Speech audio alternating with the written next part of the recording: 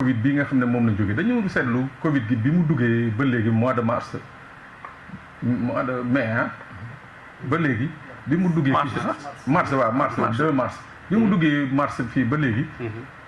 dañu seetlu pratiquement doo toog benn semaine wala ñaari semaine te doo dégg scandale te scandale bi yëpp ci wàllu suuf la tey yow nga nekk jeune leader parce que man quand même discours bi ngay wax naw naa la trop parce que waa affaire yi di waxee ni ngay waxee nii bëriwul waaw naw naa la trop tey jii ñu gis ci wàllu Covid bi nit ñi nekk di ut nu ñuy lekk nu ñuy fajoo chaque jour ñuy dégg ay scandale yooyu ñu koy dégg ci gox bu nekk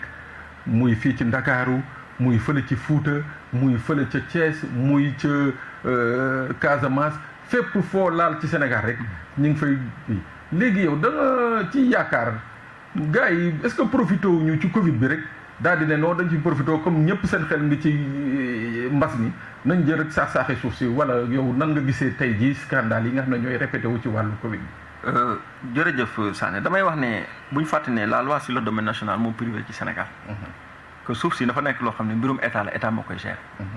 dañu toll si jamonoy Covid bi rek coow li jóg c'est vrai. mais coow li yàgg nay ruumandaat. waaye dafa toj ndax luñ ne lu nëb lu ne dana xeeñ loolu moo nekk ci suuf si. mais dafa am loo xam ne dafa am tey bi Covid bi duggee Sénégal dafa andi beneen réalité ci Sénégal nit ñi dañoo xiif sonnoon mënatuñoo xëy dem defi seeni soxla ñu bëri ne lenn rek moo fi des mooy dellu ci suuf si. léegi dellu boobu ñu dellu ci suuf si damay fàttali ne bu njëkk ba dañ daan wax ne bu ñu nekkee ci kër di jàng bu élèves yi bariwaan ci kër gi te am ñoo xam ne seen xel màccul jëm ci njàng mi dañu naan doxal dem ca tool ya léegi loolu dafa dañ inverse bi moo am léegi pour nga nekk agriculteur da ngay nekk koo xam da nga am xel da ngaa jàng suuf da nga jàng culture da nga jàng lépp luy itinéraire technique ba nga xam ne yow mii li ngay jëfee ji tey da nga ciy xam loo xam ne ku ci nekkul du ko mën a xam xale yi nag dem jàngi wax dëgg yàlla Sénégal xale yi jóg dugg ci école yu mag yi jàng am xam-xam dellu si waat bi ñu dellu see nag bi nga xam ne mbas mi am na ñu bëri dañoo dellu ci seeni suuf mais suuf bi ñuy dellu nag bu ñu fàtte ne suufi maam la ndax Sénégal dafa bëri loo xam ne dañ naan maam ñee ko fi bàyyi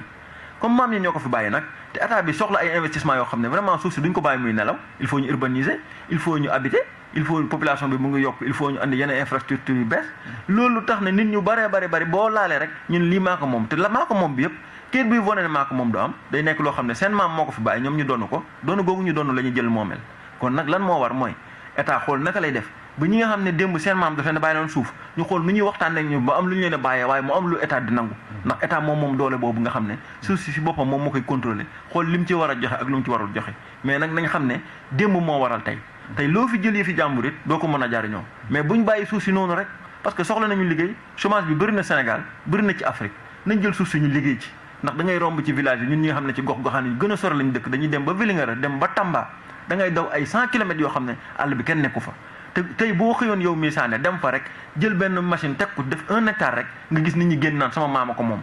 kon yaakaar naa ne nag war nañu mun a xoolaat naka la ñuy def ba suuf si nga xam ne moo fi nekk te jeexul parce que suufu Sénégal bi mënul jeex ñu liggéey ko mun cee jariñu pour koom-koom bi mën a yokk man gis-gis boobu laa am ci suuf si. gis-gis boobu nga mais ci wàllu yoon boobu nga wax mooy loi sur le domaine national mais je crois que tamit yoon dafa encadré tamit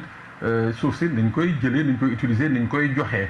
yaakaar naa ci yow nga xam ne yaa ma gën a jege dossier yi donc ci wàllu yoon loi sur le domaine national boobu dafa ko encadré c'est-à-dire nit mënul ñëw rek jël suuf rek ne damay daggal Mohamed Saleh Malé 50 hectares daal di doxal Didier Drogba dama koy daggal 800 hectares je crois que dafa am nu ñu koy encadré si seen municipalité yeeg yooyu seen maire yi am na noo leen koy defee ba nga xam ne les populations daañ ci ànd yéen conseil municipal bi daa ngeen ciy ànd. waaw ci kaw loolu damay fàttali ne toujours bu ñuy def octroi yi nga xam ne moom la ñuy def terre yi dafa am lu ñuy wax procédure boo xam ne da nga koy respecté parce que nit ki bu ñëwee andi projet ñëw ci benn gox bu mel ni fi ñu dëkk ñun mu ne dama am projet boo xam ne 50 hectares la dama bëgg def projet dañuy xool def étude de projet bi jébal ko gox bi nga xam ne nii moo fa nekk parce que depuis ñu jël li ñuy wax ne la régionalisation am na pàcc yu bëri yoo xam ne léegi dëkk gox-goxaan yu bëri ay communes lañ communes yooyu ñu nekk tey nit ñi dañoo am ay maires yoo xam ne ñoom ñoo koy gérer gestion boobu ñu am mooy waral boo ñëwee andi sa projet nga ne man dama am benn projet 50 hectares da ngay déposer projet boo xam ne dañ koy jël tous les conseils yi nga xam ne moo nekk autour du maire ñu toog étudier projet boobu bu ñu étudier projet ba pare xool étude de faisabilité projet bi xool lan la mën a jural population bi xool population bi lan lañ ci mën a jariñoo te li population bi mën nañ ci jariñoo jariñ boo xam ne mën nañ ci gis seen bopp ñu joxe avis favorable mais avis favorable boobu duñ ko jox tant que conseillers yi ci boppam ñëpp dajewuñ ñu waxtaan ci dem fi nga xam ne fa la projet bi war a nekk dajale chef de village ba fa nekk dajale jeunesse bi fa nekk di waxtaan ak ñoom di leen jéem a convaincre ak bailleur bi nga xam ne moo fa nekk suñ demee ba accord yooyu mën a am ba ñu d'accord ko signé ay kayit yu leer jël ko delloosi ko ci préfecture bi préfet def li ci war ñu andiwaat ko ci mairie ñu def ci liñ ci war jàllale ko si gouverneur mu signé ko ñu doog a nekk loo xam ne dañ koy publier ñëpp xam ne diw jox nañ ko nangami hectare kon li nga gis problème yëpp nit musul xëy rek dem ci gox goxaan rek ne jox leen ma 50 hectares day am procédure bu muy jaar lenn nag day am toujours day am ay réticents ñoo xam ne duñ wax tant que mbir mi jeexul ñooñu nag ñooy jóg influencé ñi nga xam ne ñii c'est des feuilles mortes bu ko defee coow li mën a commencé ñu naan projet bi du fi am dana fi am wala bu fi amoon ñu ne na fi jóg ndax ñun bëgguñu ko fekk ne enquête de moralité bi nga xam ne war nañ ko def enquête de faisabilité bi nga xam ne moo am le contenu ak le contenant bi nekk ci projet boobu waa ji présenté mu ngi fa nekk na loo xam ne nit mën na ko nangu mu nekk investissement yoo xam ne xale yi dinañ ci am liggéey investissement yoo xam ne dañ ci defar ay teen bu dee ci village la nekk investissement boo xam ne d'habitude dañu naan dañ ci tabax benn salle de classe investissement yoo xam ne danañ ne benn partie bi dina dugg ci gox goxaan bi maanaam mairie la wala lu mu mënta doon ba ñoom ñu mën cee gis seen bopp bon toujours gars yi ñu ngi respecté procédure yi mais dafa toll foo xam ne nit ñi ci boppam toujours dafa am ay politiciens yu nekk ci gannaaw nit ñi di leen pousse naan leen bu leen def li bañ leen lii bu leen nangu lii bu ngeen ko defee ñu nangu seen i suuf te suuf si dañ ko fay teg pour ñu liggéey ci mais di ko encadré aussi. d'accord waaw Ngouda yow ñu ñëw ci wàllu suuf boobu parce que yow it gox gi nga nekk muy Kër Massar saa su nekk ñu dégg fa problème mu suuf Ndakaaru gi ñu nekk nii temps yi coow suuf lëmbee na fi tey par rapport ak Pape li mu wax est-ce que yow xalaatoo ni que acte 3 de la décentralisation coow lu suuf li am actuellement yëpp yow yaakaaroo ni que acte 3 phase 2 boobu ñu doon dig ba léegi ni mu tëw a pare looloo indi coow suuf bi maanaam tey ji illégalité boobu nga xam ne moo wund suuf si coow suuf si est-ce que yaakaaroonoo ci ñàkk mettre en place acte 2 ou kii phase 2 ou acte 3 de la décentralisation moo jur lii yëpp. Pour man le principal responsable de ces litiges fonciers je dis bien le principal responsable du kenn ku dul Macky Sall. Je m'explique. Tey la majorité des maires ou les maires issus de Benno Bokk Yaakaar élus en 2014 non moo leen tànn son parti moo leen investir c'est-à-dire moo tànn des profils yoo xamante ne du profil yu baax ba tey ñooy indi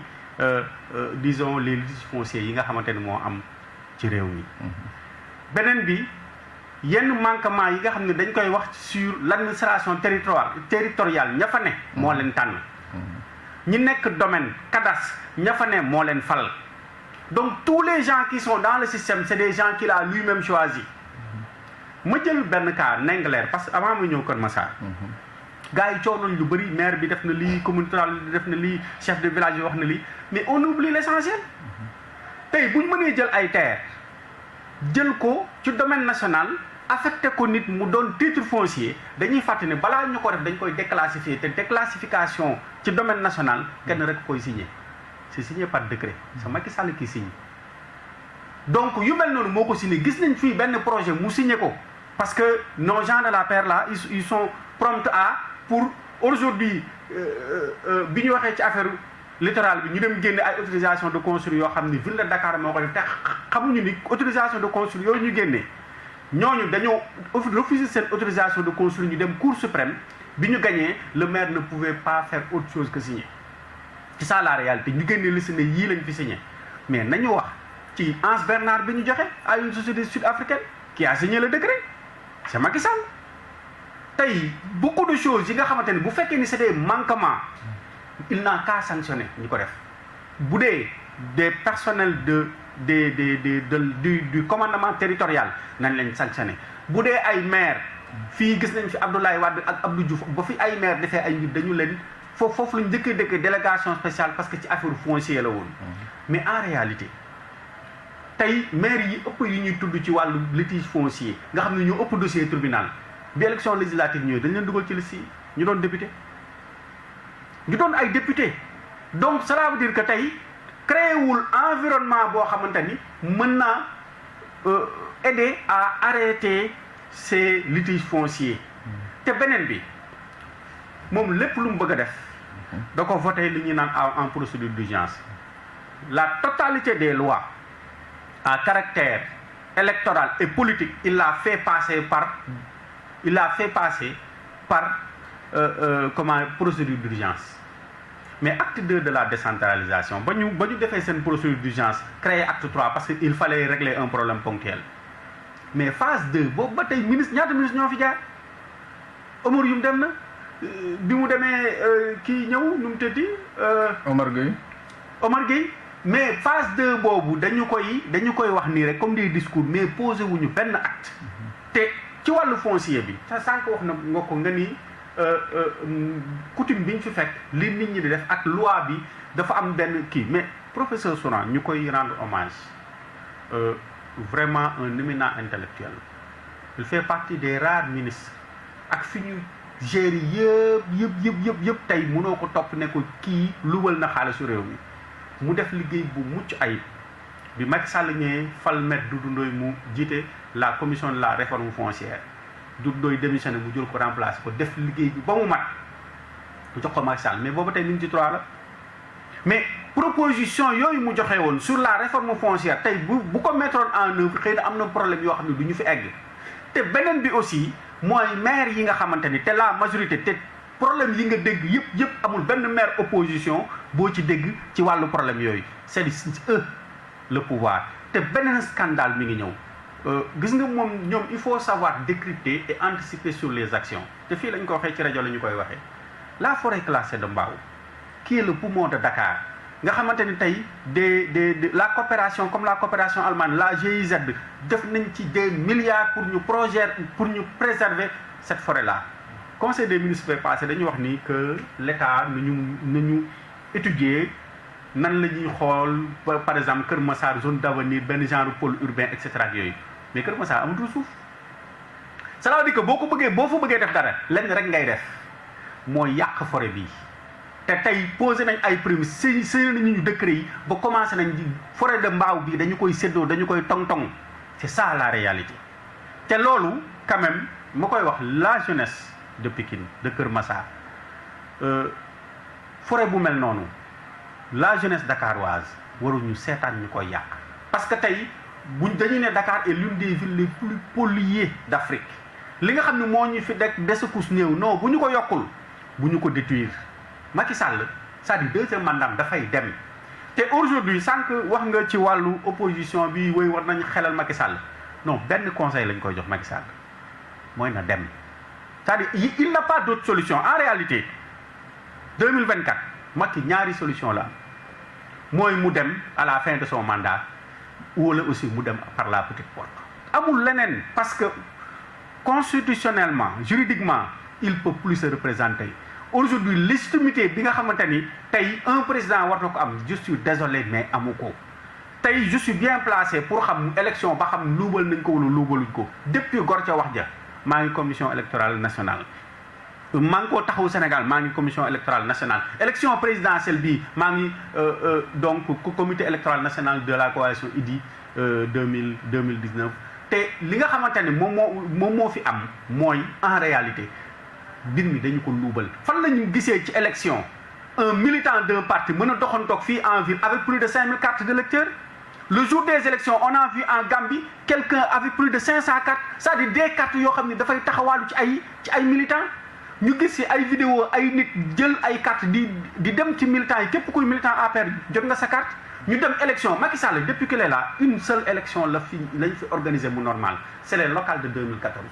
toutes les autres élections mais le citoyen a même la difficulté d'obtenir le minimum mooy cartam on a vu des gens dañu doon jooy pour mën a jot seen carte le jour des élections législatives par exemple j'ai vu des jeunes pleurer parce que dañ ñëw ba foofu këyit yi nga waxoon ne dañuy defal wàllu ordonnance ak yooyu mais ils se sont arrangés pour que ñoom defal ay carte pour seeni militants mais loolu mënoo ko am di am légitimité mais pour preuve pour baromètre bi nga xam ne moom ngay mesurer la légitimité d'un président mooy boo waxee mais Ngouda loolu yéen tamit yéen opposition bi am ngeen ci responsabilité bu bëri de mais wax nañ ci waaw wax nañ ci porté mais xam nga match bu amee tey mu am ñaari équipe mais arbitre bi bu jéngee non je vous dis loo am joueur yu aay le match est perdu d'avance. Mais en réalité, l'autre chose que nous avons déplorée dans ce pays, c'est la démission, c'est-à-dire que d'une partie de la justice.